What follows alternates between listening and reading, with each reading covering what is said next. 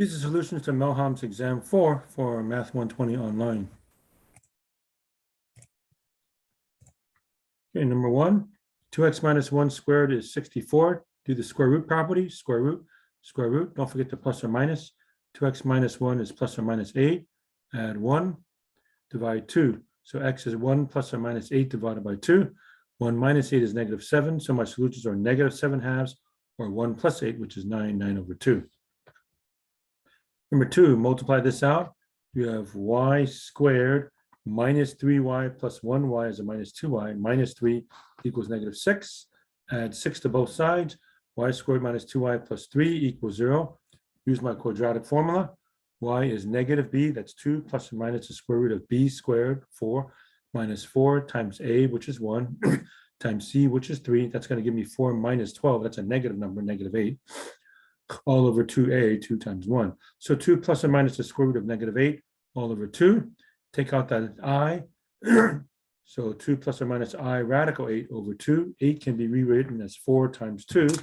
And square root of 4 can come outside as a 2. So 2 plus or minus I, 2 radical 2 divided by 2. Divide this by 2, I get 1. Divide this by 2, that cancels out. So final answer is 1 plus or minus I radical 2.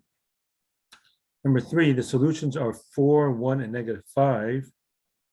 Let's see. Got it wrong. Sorry, that's positive 1. So sorry, that's going to make this a negative. X minus 1. Sorry about that.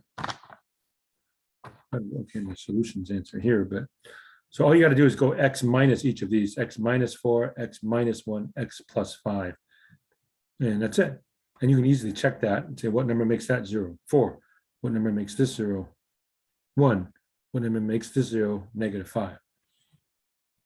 Okay, number 4, 4x to the fourth minus 7x squared minus 2 equals 0. That's a minus there. This is a quadratic in x squared. In other words, you can write it as 4x squared plus 1, x squared minus 2. And you can check that by foiling it back out. This is 4x to the fourth minus 8x squared plus 1x squared is minus 7x squared minus 2. So that means either this one is 0 or this one is 0. Here, subtract 1, divide 4. So x squared is negative 1/4. So x is plus or minus the square root of negative 1/4. Take out the I. Square root of 1/4 is a half. So plus or minus half I. Here you add 2. So x squared is 2. X is plus or minus radical 2. So my 4 solutions are plus or minus half I or plus or minus radical 2. Number 5, the vertex is at negative b over 2a. So negative 2 over 2 times 1, that's negative 1. The function value at negative 1, plug in negative 1 squared plus 2 times negative 1 minus 3. That's 1 minus 2 minus 3, negative 4. So my vertex is at negative 1, negative 4. And then I plugged in 0, gives me negative 3. I plugged in negative 2, which also gives me negative 3. So I got that point, that point, that point. I know it's U-shaped in general. So the graph is something like that. Number 6, the numerator factors in a plus b, a minus b, divide by a minus b. These cancel out. Final answer is a plus b. Number 7, the original problem was a division. So I will flip the second fraction and make it into a multiplication, leave this alone, and it ends up looking like that. Okay, so I factor x cubed minus 8 is the difference of cubes. That's x minus 2, x squared plus 2x plus 4. This factors in 2x minus 5, x plus 3. This is 2x minus 5, x minus 2. You can check by foiling them both out. This one you can't factor, but now these two cancel, these two cancel, these two cancel, so the only thing that's left is x plus 3. Number 8, factor this into x plus 1, x plus 5. Factor this into x plus 1, x plus 4. So now I look at my two denominators. I need a common denominator. They both already have an x plus 1, so I leave that alone.